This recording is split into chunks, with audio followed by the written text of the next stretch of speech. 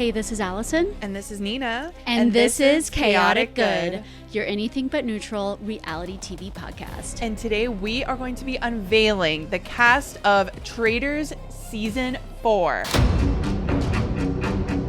The murders, the mayhem, the turrets, The round table, the castle. We love the show Traitors. We cannot wait to recap it. But you might not know every single person on the cast because it is a big world out there. We have people from all different kinds of franchises, all different kinds of fame. Traitors is culture. I want to know about these people. I want to know what makes them tick. Their highs, their lows, what shows they've been on. Yes. How has fate decided that they should end up in the Scottish Highlands with Alan coming? To only be so lucky. I know. So join us as we go through each individual cast member and introduce them and just get to know them. I'm so excited. So thank you so much for joining us at Chaotic Good Headquarters.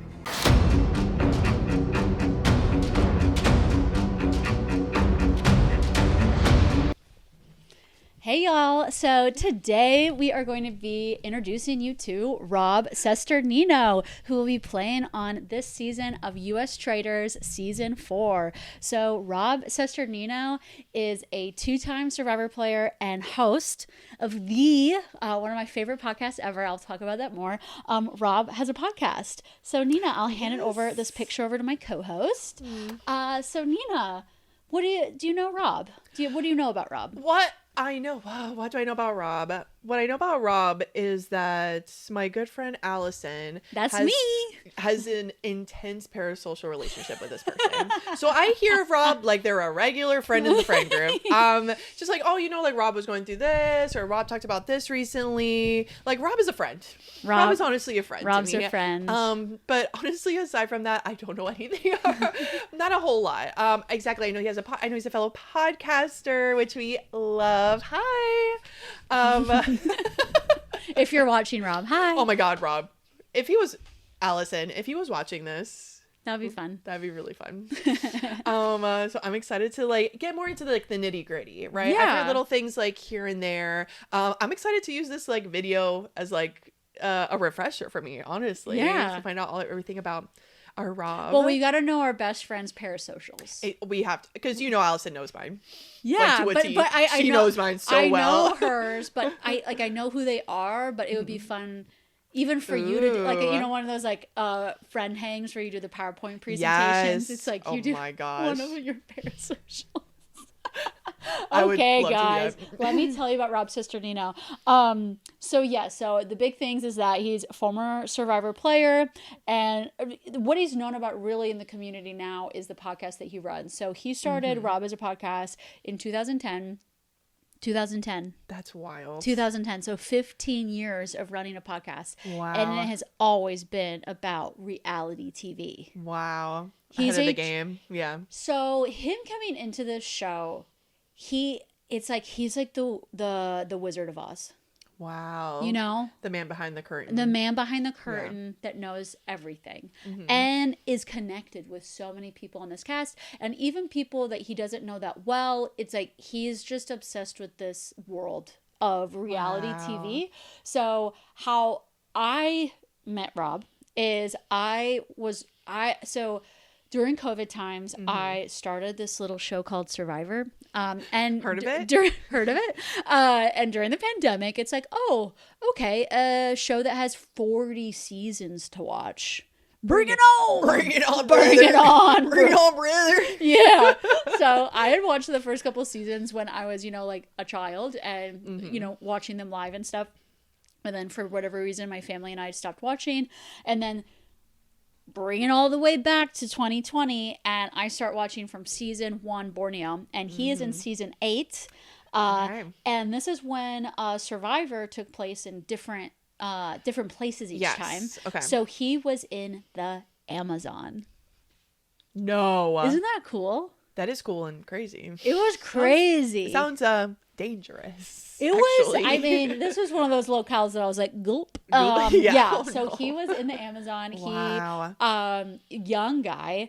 And he, so also so this is also when, I'm just like, I love when this. Survivor was. No, tell me. Okay, I like the people who are on Reddit is like, this is when Survivor's better. But this is when Survivor was different, is what I'll say. It was different. They also had themes.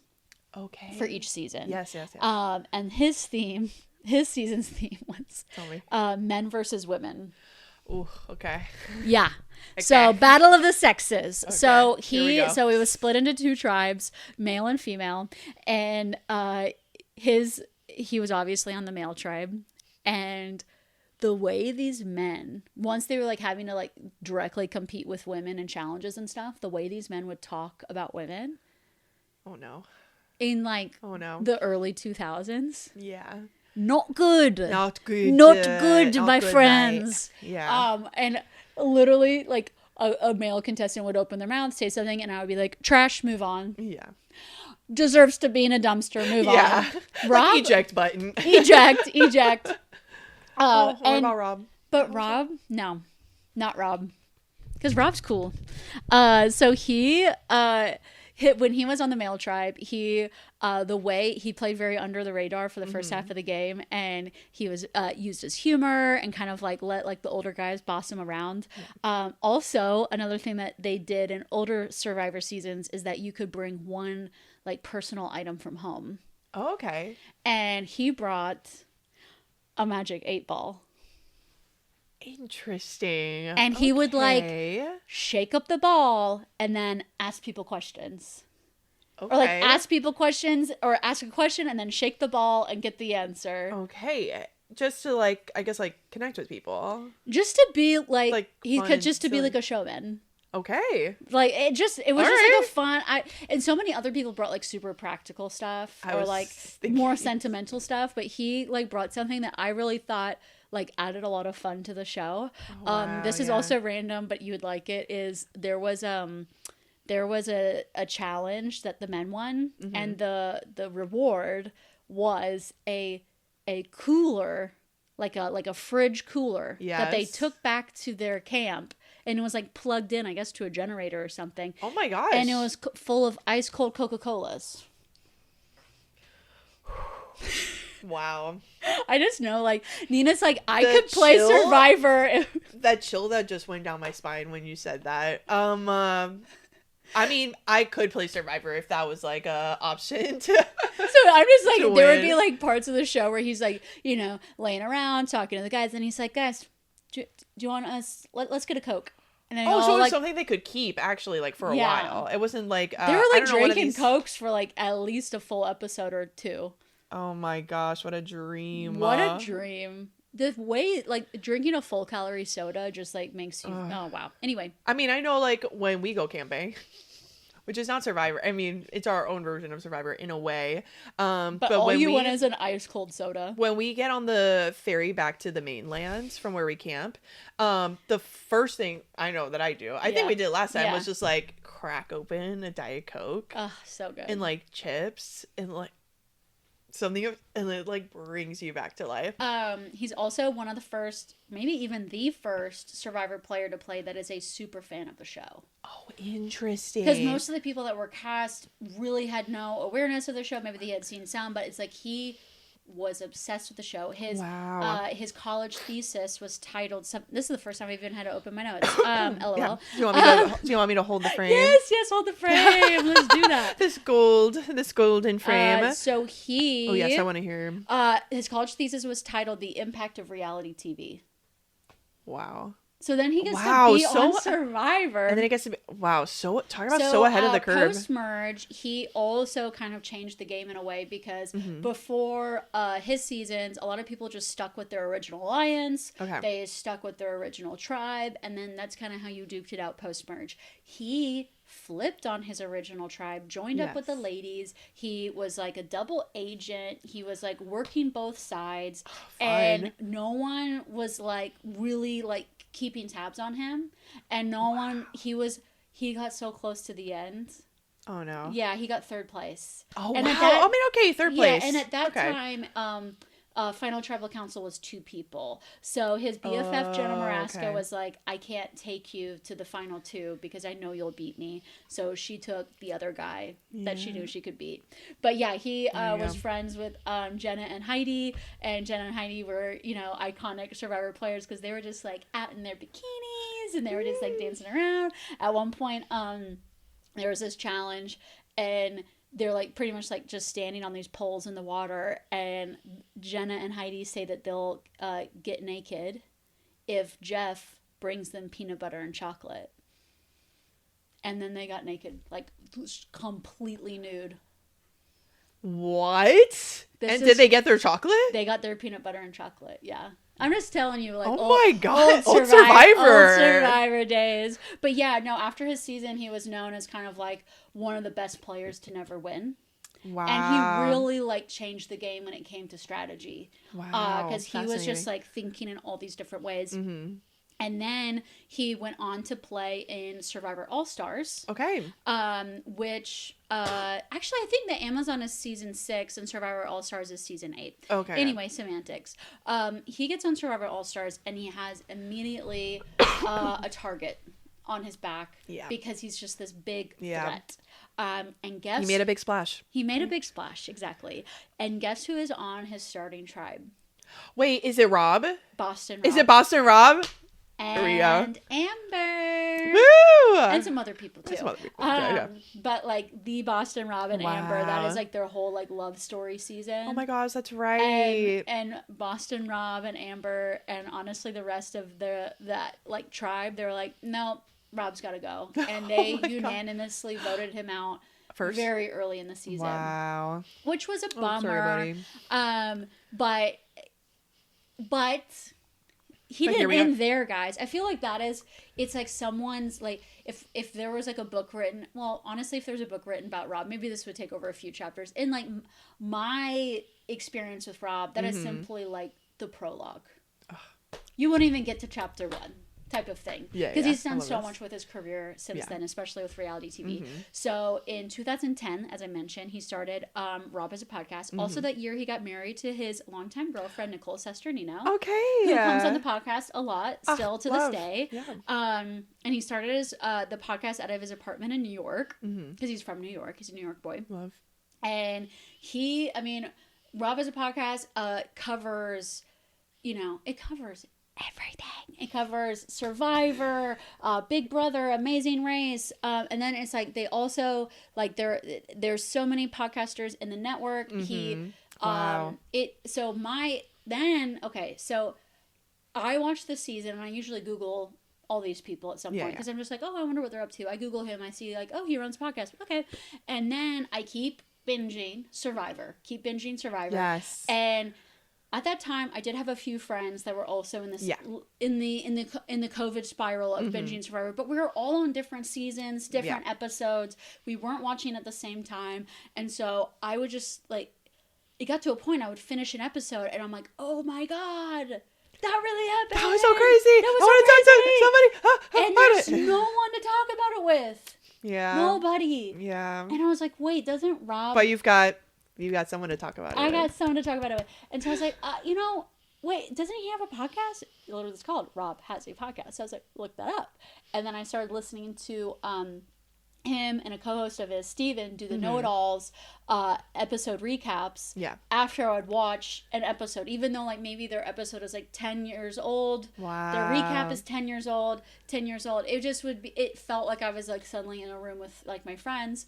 And it is, I have to give you props, Rob. The reason why we are sitting here with these mic stands is a huge part because of you. Because of you, buddy. You. Yes. Because I was like, wow, the people who get to play Survivor are so lucky to play Survivor. But I'm also like, they are so lucky that after they play Survivor, they get to have an exit interview with Rob as a podcast. Yeah. And I was like, wow, if I got to play Survivor one day, maybe I could be interviewed on the podcast one day, and maybe they would even invite me back to talk about Survivor. And, it just became this big dream of mine. And then I was like, wait. I can make that dream happen myself, and I can start my own podcast. Exactly. And I can podcast with my best friend about these shows. And we're doing it. So Rob, I mean, thank you. Thank you so much. You literally have inspired Chaotic Good to happen. You really have, yeah. It just felt like I had all this to say about TV and life and people and dynamics and the psychology of everything. And we knew that there was community out there, because we're like, if we want this so bad, if we want this type of connection so bad, then we know that there's space for us. Yeah. And space for people to so his podcasting network is huge, and considering this, he knows so many people. Yes. Okay. Bring it back. Season. Yes. So he is very tight with Natalie Anderson, former Survivor player and winner, Jam Jam, Tiffany Mitchell. Let's see here, Ian Terry. And I know there's more beyond that. Those are all like kind of the like CBS kind of gamers. But then he's like very aware of a lot of these other people as well. And so, could he be a traitor? I mean, that would be fun. I think he could. That would be really fun. Really fun. I also think I really need him to be a traitor, because I need him to have the power to murder people that are coming for him. Yes. Because I want him to stick around. Because he, I will say, is a threat. Yeah. And I think people who are like aware of him are going to see him that way. And so I am worried for him that way. But if you are a traitor, you have some control, because knowledge is power, baby. That's and right. you will have the true knowledge in the game of like, you know who the other traitors are. Also, you can murder someone every night. So I'm like, murder whoever is whoever in your you path, want. Rob. We support you. Whoever you want to murder. Because I will say, the person I am writing for, number one on this whole cast. Right here, Rob. Right here. No, and just to say, oh yeah, he runs a podcast, he has an empire, he's done all this stuff with reality TV. I think what makes it so successful too is like truly who he is as a person. Yeah. He is so smart, so hardworking, so like he still does so much research and rewatches, and he's constantly deeply thinking about these shows. Yeah. That every single time you listen to like the next episode recap, you can tell it's been dwelling on his mind that whole week. Yeah. And he's coming with new thoughts, new ideas. Also, him as an interviewer, he can talk to anybody. And he's a really funny guy. Yeah. He has fun. At the end of the day, Traitors is a game, and it's like it's supposed to be like a fun game for them, and maybe most importantly for us to watch. And he is a true lover of like reality interesting characters and compelling people. So I think like he already has established relationships with several people, but I think he is someone like, who did I mention? Jam Jam. Like he is someone. So Jam Jam. You know, Jam Jam's version of the podcast empire is his salon. But someone who like literally encounters so many people that I think when Rob meets someone that surprises him is I think when his interest would be piqued. So yeah, maybe Rob Roush. Find him very interesting, because Rob is like kind of, he, like we talked about how like he doesn't have a personality, but like almost like his absence of a personality makes him like a one-of-a-kind person. Exactly.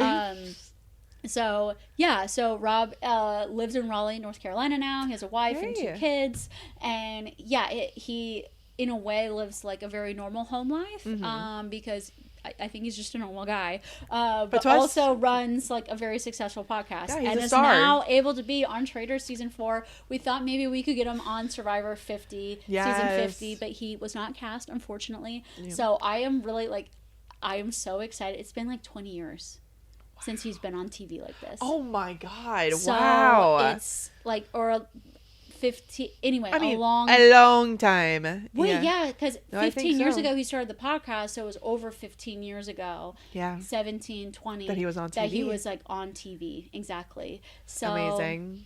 Wow, we can't wait to see you, Rob. And I am so cheering you on. Yes. I am so cheering you on. That is Rob Cesternino, everybody.